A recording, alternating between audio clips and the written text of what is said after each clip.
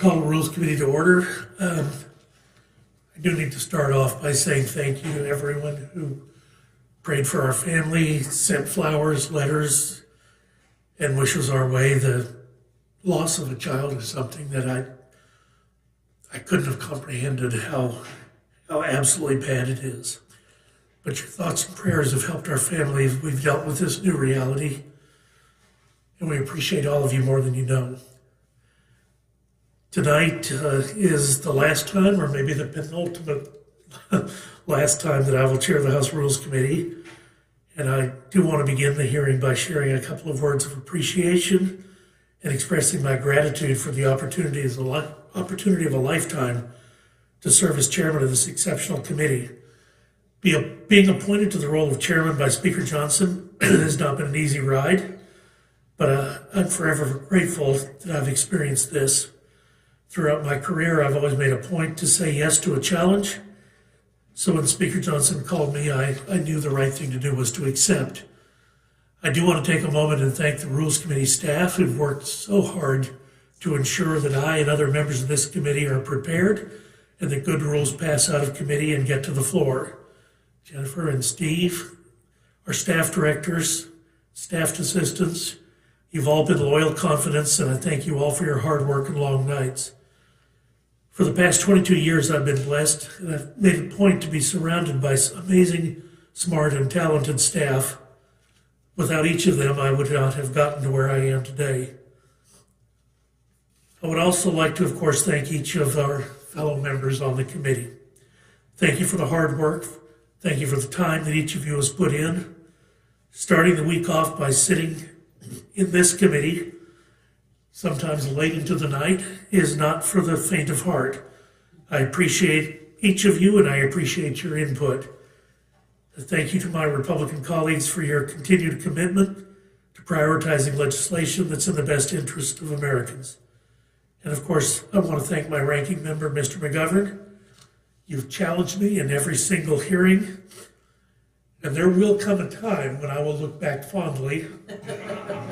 It's not yet, on our time together, and from time to time I may even miss our heated arguments.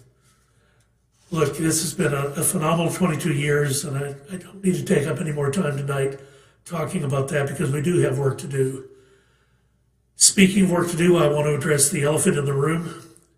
Obviously, with the federal government funding expiring at the end of this week, we are all anticipating an agreement on government funding. I think that everyone in this room, and I know the Speaker and the Appropriations Committee members, had hoped we'd be considering such an agreement today, but discussions remain ongoing. As soon as we receive word on an agreement and how to execute its passage, Ranking Member McGovern and members of the committee, you will be the first to know. But for now, this committee will remain on hold until we know what comes next. Today, the Rules Committee is convening to consider legislation that deals with the balance of power as a presidential administration ends. Current law, the Congressional Review Act, provides the primary check on regulatory overreach by allowing Congress to reverse a rule by resolution. However, that is a single rule. Any additional rule requires its own separate resolution.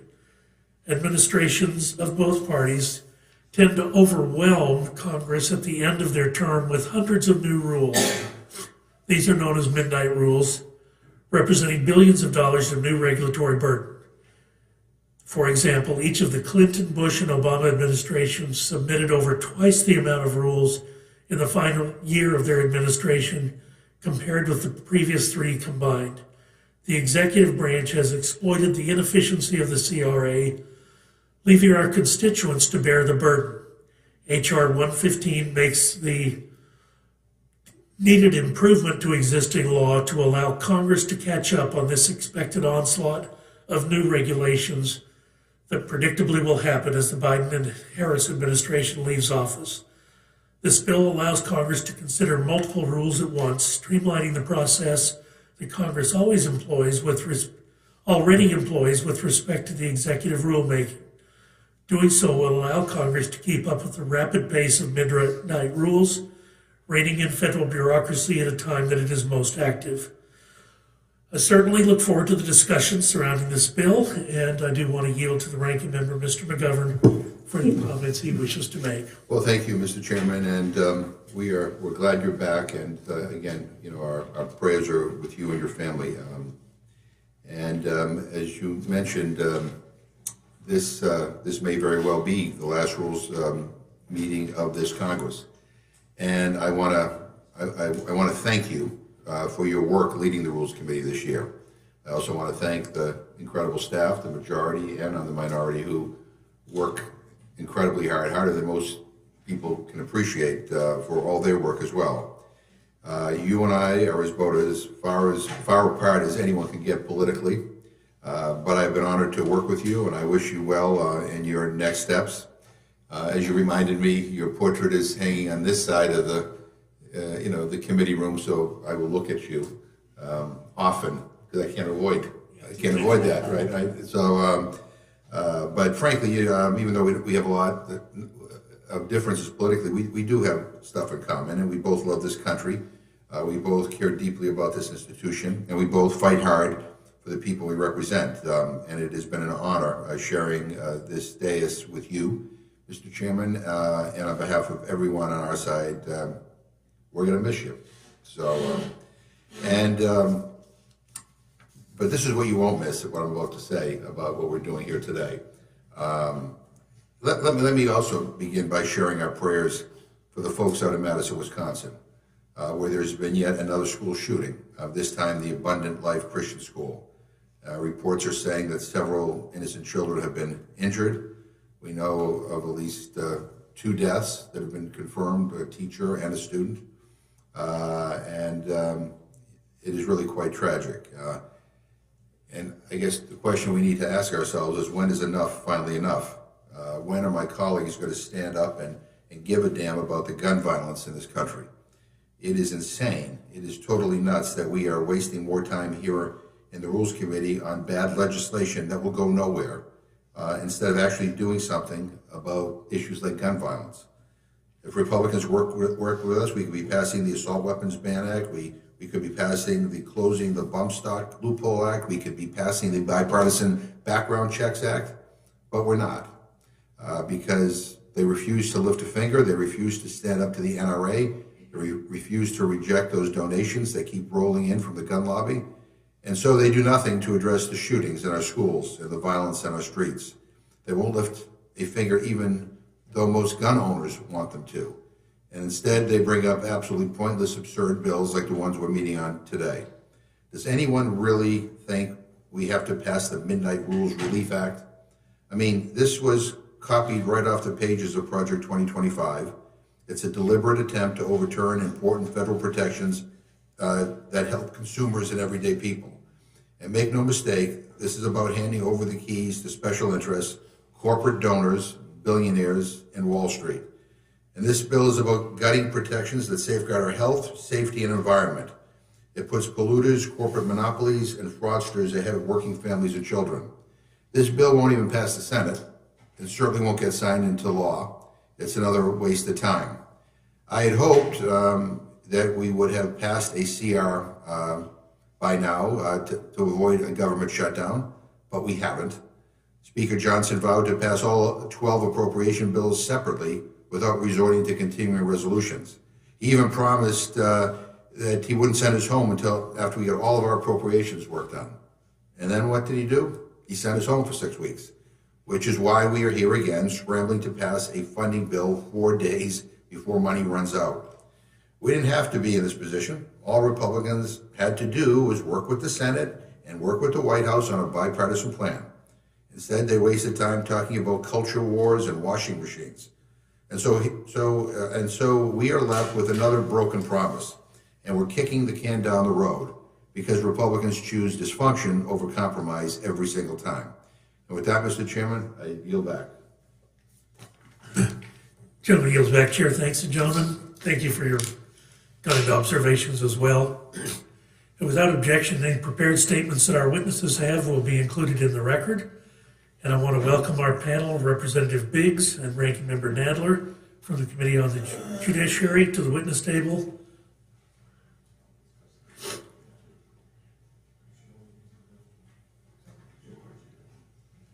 And Representative Biggs, I welcome your testimony. Thank you, Mr. Chairman, and I thank the committee and express my condolences to you and your family as well. And glad to see you here today with us. And I would just point out that the Midnight Rules Relief Act of 2016, which looks a lot like the Midnight Rules Relief Act that I'm introducing, well, that was in the 114th Congress, and it's been pretty consistent. People have tried to effectuate that change repeatedly. And H.R. 115 is the Midnight Rules Relief Act, which will allow Congress to more effectively and efficiently oversee federal agency rulemaking. Under the Congressional Review Act, known as the CRA, executive agencies must report all promulgated rules to Congress. This reporting requirement allows Congress to properly consider federal regulations before they take effect. If Congress disapproves of a submitted rule, the CRA gives Congress the ability to pass a joint resolution to prevent an agency's rule from taking effect. This joint resolution receives procedural advantages during consideration, making the CRA an important tool for agency oversight. However, the CRA has a flaw that becomes apparent during the final year of every president's term, regardless of party. Currently, the CRA allows for only one rule to be included in a joint resolution. This means that Congress must consider a single, separate joint resolution for each agency rule it seeks to render unenforceable. This one-by-one limit to joint resolutions under the CRA slows Congress's oversight of agency rulemaking to a standstill. Its inefficiency is most clear during the midnight rulemaking period. This period occurs during the last year of a president's term when executive agencies have historically issued regulations at an increased pace. In fact, during the Clinton, Bush, and Obama administration, agencies issued roughly 2.5 times more regulations during this period than in the other years of those presidents' terms. H.R. 115 would make Congress's oversight of federal agencies more efficient during the midnight rulemaking period.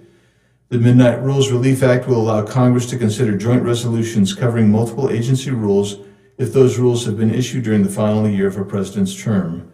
This change would allow Congress to efficiently respond to the influx in agency regulations during the midnight hours of a president's term.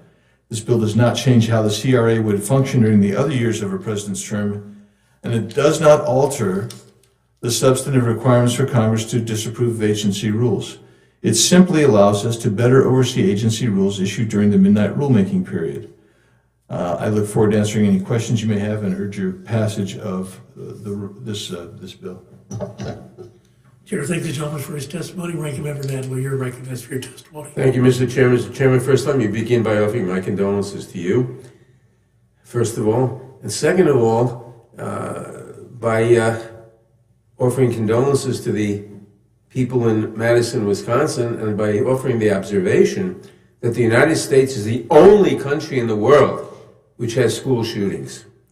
The only one. The only time students in other countries may die or be wounded is because of bombings and war. We are the only country that has peacetime school shootings, and that is because of the obsequious nature of the relationship of the Republican Party in this country to the NRA. It is entirely the fault of the NRA and the Republican Party, which has refused to let us pass effective gun control legislation such as is in effect in other countries. Mr. Chairman, despite the bill's title, H.R. 115 is not really intended to address midnight rules, but rather is an effort by our Republican colleagues to advance their anti-government deregulatory agenda under cover of darkness. This legislation may appear to be a modest change to the Congressional Review Act, but do not be fooled. It would enable the Republican-controlled 119th Congress to use a turbocharged CRA to nullify every rule issued by public agencies under the Biden administration since early August 2024 in a single party line vote. Not only would rules be reversed, but also agencies would be forever prohibited from considering a substantially similar rule, forever. an unreviewable, vague, and harmful standard that would undermine agencies' statutory missions. While historically the CRA has been used sparingly, after Donald Trump's first inauguration in 2017, the Republican-controlled Congress used the CRA to repeal 16 rules issued by the Obama administration, an all-time high. Critical rules on teacher training, internet privacy protection, and the prevention of water pollution from coal mines, among many others, were all repealed over a few short weeks. But it seems that Republicans have even bigger ambitions for their next deregulatory spree as they pursue their unabashedly anti-government agenda. Rather than consider agency rules on their individual merits, they want to package as many rules as possible into a single resolution to eliminate them all at once with little debate or deliberation over the merits of each individual rule. The results of this single vote, in fact, there could be no deliberation over particular rules. The results of this single vote could be catastrophic. Right now, there are dozens of regulations at risk of summary execution, including rules that ensure the safety of bath seats for infants, implement the National Suicide Hotline Act, create dust, lead, and lead pipe safety standards, update chemicals listed under the Toxic Substances Control Act, update heavy vehicle automatic emergency braking standards, and ensure all cell phones are hearing aid compatible, among others. Why do Republicans feel they even need this power? Maybe it's because they realize that many of the agency rules that they constantly rail against are actually popular with the American people. Taking a series of votes making it easier for corporations to pollute the environment or to take advantage of the most vulnerable would likely not be well received. Better to overturn as many rules as possible in a single vote, reducing transparency and obscuring the consequences. But make no mistake, whether those votes are held individually or in bloc, the American people will be the ones to bear the consequences. With Republicans in charge of the House, Senate, and White House, it is likely that every rule the Biden administration has issued since August will be on the chopping block, along with the protections those rules provide to our constituents' health, safety, and economic well-being.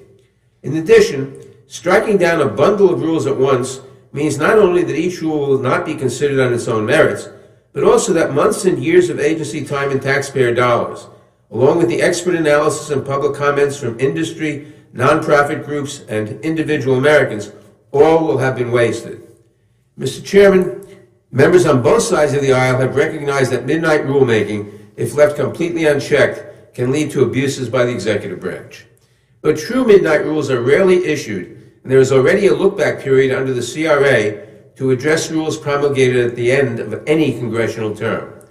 If we are truly concerned about so-called midnight rules, we have other options to check them. For example, at the end of President George W. Bush's administration, I authored a bill that would delay implementation of rules issued near the end of a president's term, giving his or her successor the chance to review such rules and determine if they should go forward.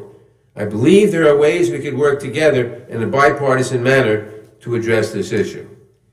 But where past efforts tried using a scalpel to address the problems associated with midnight rulemaking, today's Republicans would instead use a machete, hacking away at the Biden administration's regulatory agenda and furthering their ideological goal of radically transforming our government. None of this should be a surprise. H.R. 115 is a key plank of Project 2025, the blueprint for the incoming Trump administration. Project 2025 calls for, quote, dismantling the administrative state and argues that doing so, quote, must be a top priority for the next conservative president, unquote. That is because, according to the document, quote, the only real solution is for the national government to do less, close quote. And to be clear, the less that they want to do refers to the important and expert work undertaken by the country's federal agencies protecting consumers, workers, and the public from corporations and people that break the law. We should reject any backdoor effort that would eviscerate vital regulations, would open rules and protections to even more political interference, and could prevent agencies from ever working on similar issues again, all with just the most cursory examination by Congress and with one vote. I urge all members to oppose the Midnight Rules Relief Act, and I'd be happy to answer any questions you may have. Sure, thanks, gentlemen. Gentleman yields back. I really have no questions, just an observation that, there's a lot of healing that's got to happen after the last 4 years. And this appears to me as something that will allow that healing to happen a little more rapidly and perhaps a little more completely. But there's no question the American people have suffered the last 4 years, and I see this as an important first step toward resolving that. I don't know if you have any thoughts on that.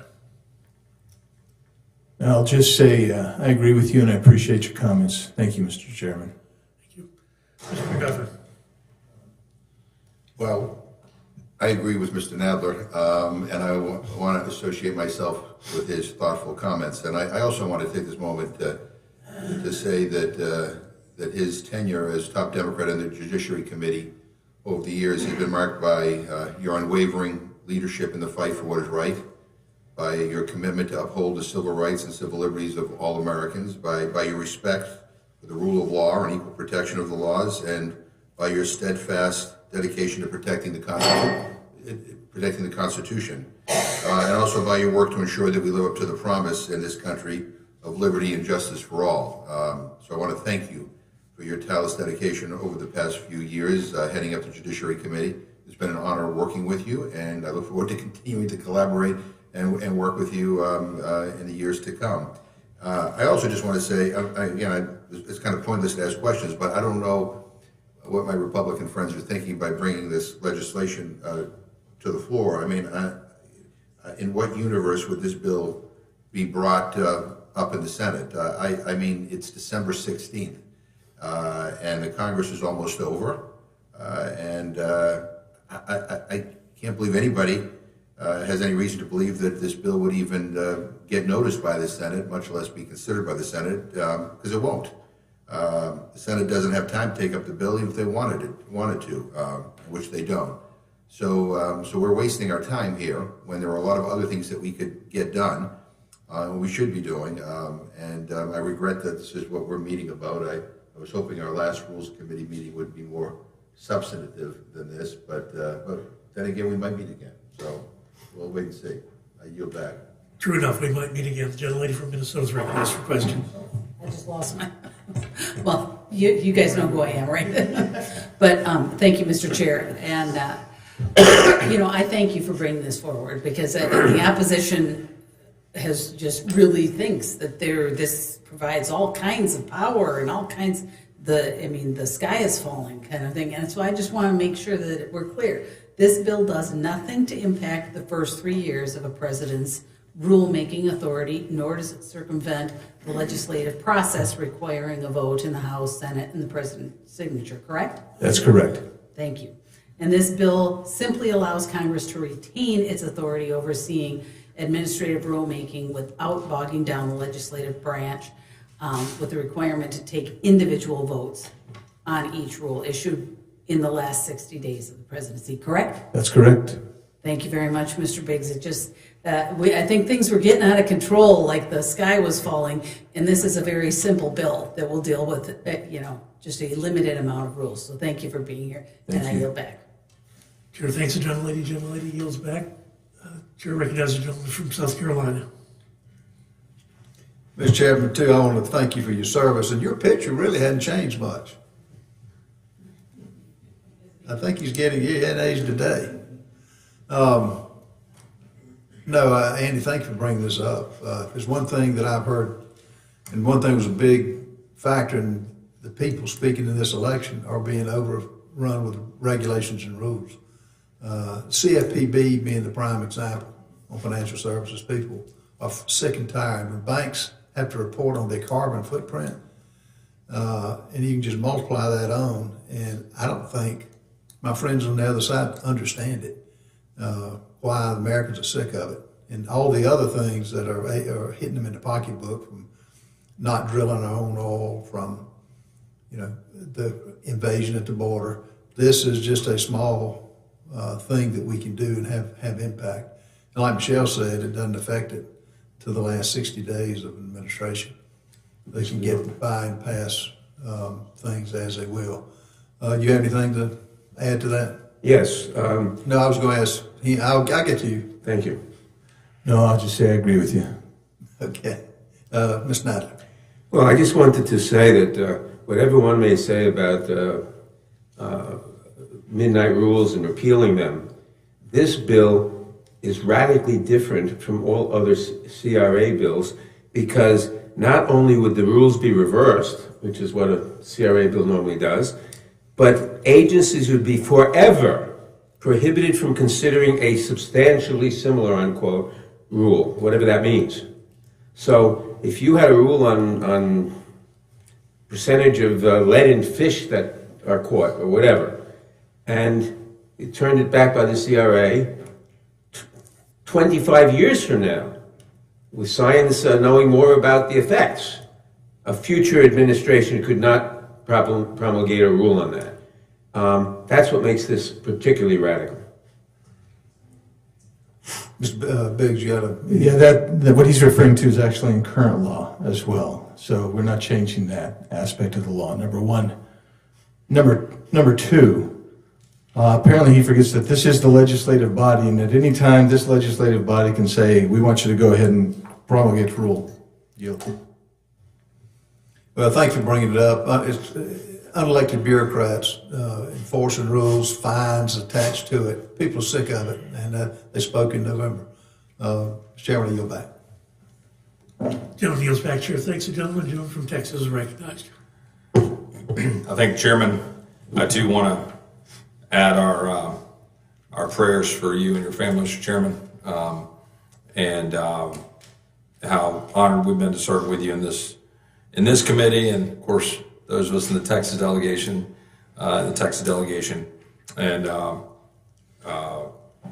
you know, we had a great celebration of you last week, but you know, the biggest testament that I've seen to your character was your public sentiments expressed this past weekend about your faith, and I'm deeply appreciative of that.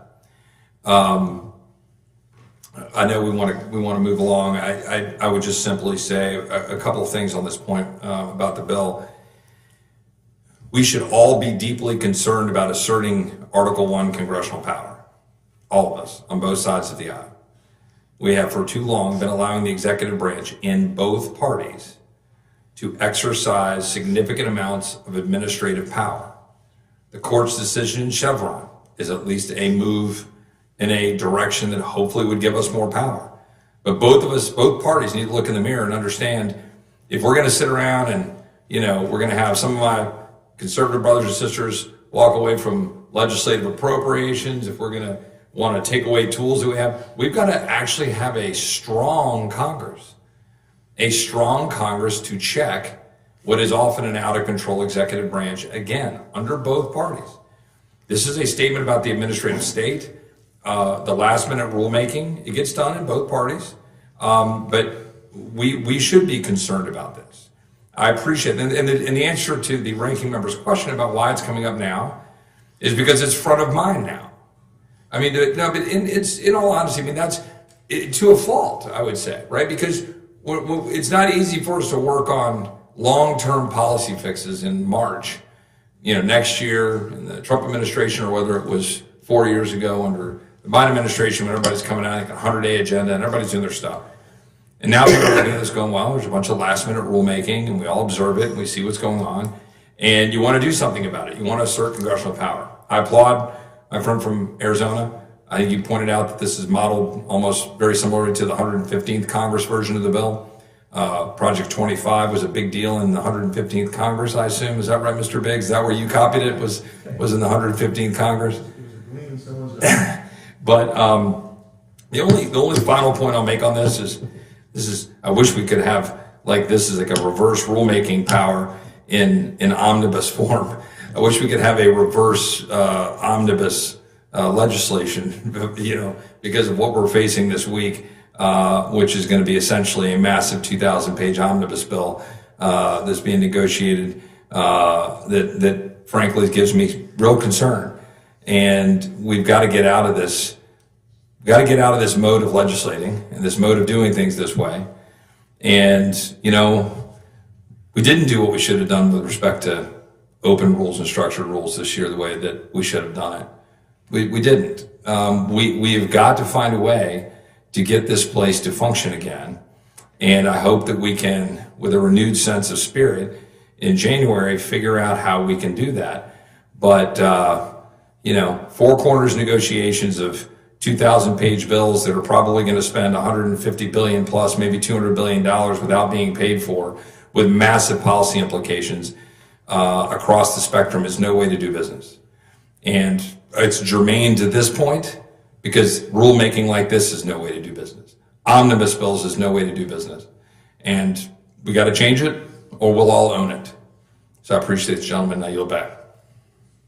Chair, thanks, gentlemen. Thanks for your comments. And gentleman yields back. The gentleman from Kentucky is recognized. Gentleman has no questions. The gentlelady from Indiana is recognized. Thank you, Mr. Chairman. I also want to express our condolences from our family for your loss, and also to thank you for your leadership of this committee.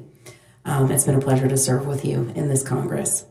I did think, Mr. Biggs, that this bill might be a bill that would prevent the Rules Committee from having to come back in and vote on rules after midnight, but I'm told that that's not the case, that this will not keep that from happening.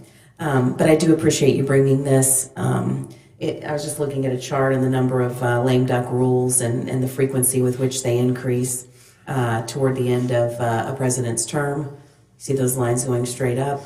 And in fact, if we did not unblock some of these rules or some of this under a Congressional Review Act, if we did not unblock them, then we might run out of time to deal with the wave of expected rules that might happen during a lame duck in the last part of this year. So I thank you for bringing it. I don't have any questions. I just appreciate it, and you'll have my support. Thank you. Gentlelady yields back. The gentleman from Georgia is recognized for his questions. Thank you, Mr. Chairman. I agree with what Mr. Roy said about the administrative state that we currently live in, and I intend to support the bill. I do have a question, Mr. Biggs. It is not it's not 60 days pre inauguration. It would be from January 20th of 2024 that we have 60 days to en bloc, right? So it's a full 365 days of rules, not 60 days. Is that correct, the way I read it? It doesn't. It says the last year. It does. Yeah, it doesn't amend the underlying bill in that area. So the last year of the presidential term, which would depend on the way you want to count the days, be January 20th or 21st of the election year. 60 days from when Congress receives the bill. Is that right? So that again? 60 days from when the Congress receives the reported bill. That's the look. I'm sorry, the reported rule. That's the look back. In the last year. So the way it's structured right now is within the last year of a presidential term. That's right. That's the 12 triggering. months. That's that 12 months. So yes. So it would be from the way I read it is January 2024, January 2025. But the triggering date is the date the rule has been reported to Congress, and then you got a 60-day period. So it's not 60 days from the inauguration of the new president. It's 60 days from. So you're going to have. So the rules are not going to all be reported on the same day, though. Right.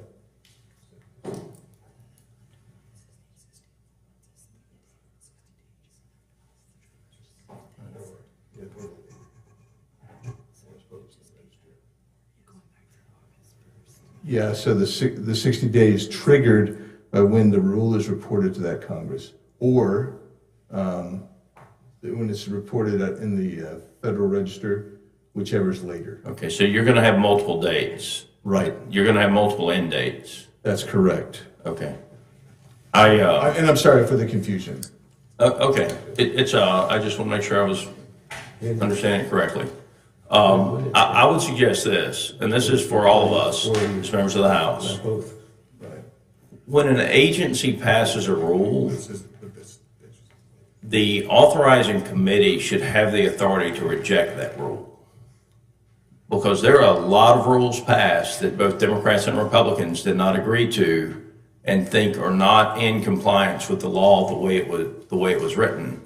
And I can tell you, in a lot of the states, the authorizing committees have the ability to reject a rule from the agency. So as we go into the next cycle, I think that would be something for us to discuss, is allowing the authorizing committees to reject the rule. I'm going to vote for it. Obviously, it's going to go to the Senate and probably not be signed into law, but I do think that we need to have further discussion about how we restrict the regulatory authority. They are not supposed to have as much power as they have. Obviously, when there's a Republican president and you got a Republican, we cede congressional power to the administrative branch. Then when the Democrats have it, then they cede the power. The executive branch of the United States was never supposed to be as powerful as it is. With that said, Mr. Chairman, I want to tell you that I am glad that I got to know you over the last 14 years. You are one of the better people that I have ever met, that is willing to set aside their personal life and serve in this institution. And this institution in this country are better because you have been willing to give as much of your time as you have, and your family given their time because you've been away from them a lot. And so I appreciate you, and I want to thank you for your service. Well, you're very kind. I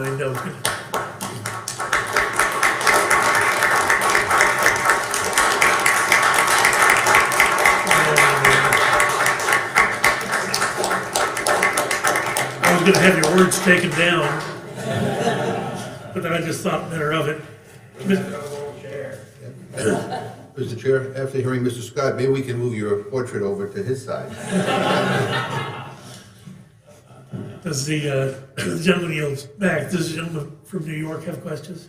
I have no questions at this time. Just want to thank the witnesses for being here, and also want to echo, just as a freshman that came onto this committee, thank you for your leadership, Mr. Chairman, and thank you for your dedication to our country. And I yield back. Thank you, Mr. Langworthy. Is there anyone else seeking to testify on HR 115? Without objection, this closes the hearing portion of our meeting, and the witnesses are excused.